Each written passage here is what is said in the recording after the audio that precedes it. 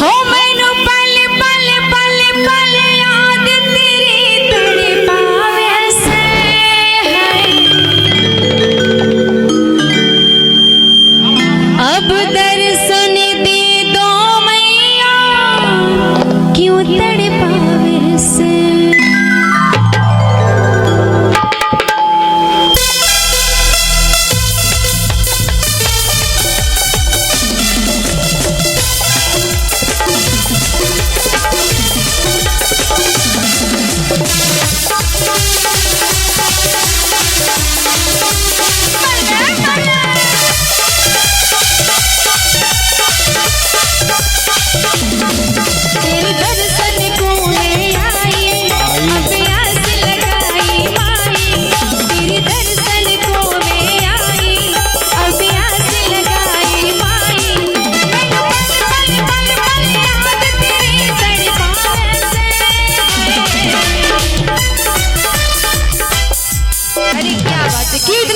आप लोग कर रहे हैं, ये अच्छी बात नहीं है।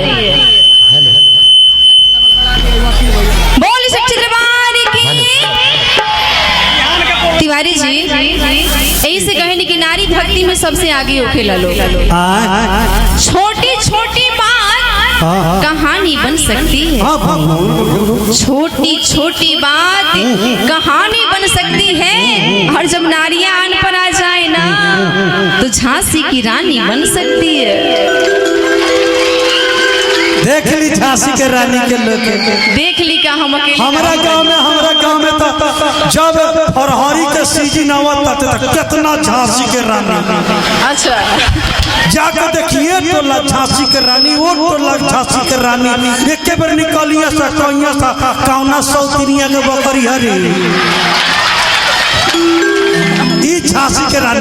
देखी झांसी के रानी रहली वीरांगना रहली, देश के अंग्रेजन से क्या मुक्त कराइली। यहाँ से बैठल बानी माई के भक्तिन होके माई के दरबार में बैठ के ये को माई ताली ना बजावे जरूर माई के बीच में दापन बाबा काहे अपने 500 के साड़ी पहनले बानी, सामने वाला 200 के साड़ी पहनले बा, फिर भी वही में पल पल में जाकर टोइए ली लो जे बढ़िया तो तब जयकारा बढ़िया हो जाए तब ना। हां छोटी छोटी बात कहानी बन सकती है, मां बहने जीत पर आ जाए तो झांसी की रानी बन सकती है। अरे न जाने भक्ति का कैसा संताप है, अगर ये लोग झांसी का रानी है तो न हुए तो महाराणा प्रताप है। देखिए कितना चोर है इन लोगों में, देखिए था कहना क्यों हाथ पे हाथ धरे रहोगी तो मेरी इमेज घट जाएगी। हाँ इज्जत वाली बात है, इज्जत वाली बात है। यूं हाथ पे हाथ धरे रहोगी तो मेरी इमेज घट जाएगी, और ताली बजाकर साथ नहीं दोगी ना तो मेरी नाक कट जाएगी। एगो याद रखिएगा भाई, पहले बार दिल से कहता नहीं माई बहन के बात होता वो नहीं ताली बाजी है ना कि नहीं। अगर बजैले तो भाई तनका कैमरा वाला देखिए माई बहन का लिस्ट में नाम डाल दियो, कि राशन कार्ड में इहो लोग नाम जुड़ जाए, आधार कार्ड सबसे खाली माई बहन के बात माई बहन लोग जाएगा सुने के बाद। ए वकील भैया जे बॉर्डर से बाहर बाबू केकरा और से बजाई केकरा होने जे बा तो सुनी ना एगो बात जानता नहीं का जब भाई कोरोना में लॉकडाउन लगल तो नेपाल वाला नेपाल में फंस रहे, इंडिया वाला इंडिया में कोई गई लोग का बाबा ना वो नहीं जाइलो बीच में पेंडुलम लटकत रही लो।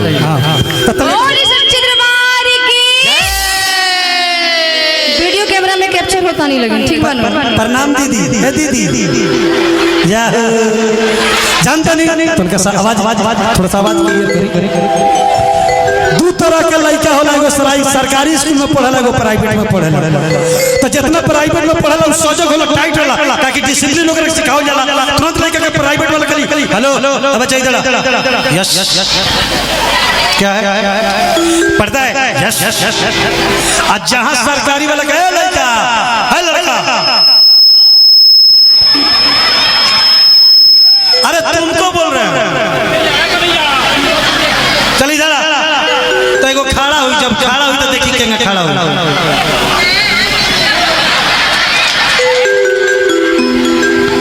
ऐसा न का बड़े भैया माई बहन के बात बताएंगे से जयकारा होने कम भइला जयकारा है ने के देखी। अच्छा बोलो सच्चा भगवान की यहाँ का जयकारा लागे तो बिना वैक्सीन के कोरोना भाग जाए।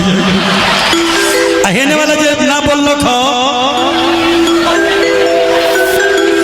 समझ लिया भाई, वो जब जाइबा वहाँ जब बात करे कोई परमात्मा की यहाँ जब बोले को होई तो क्या बात है, बोल सच्चे दरबार की। आइए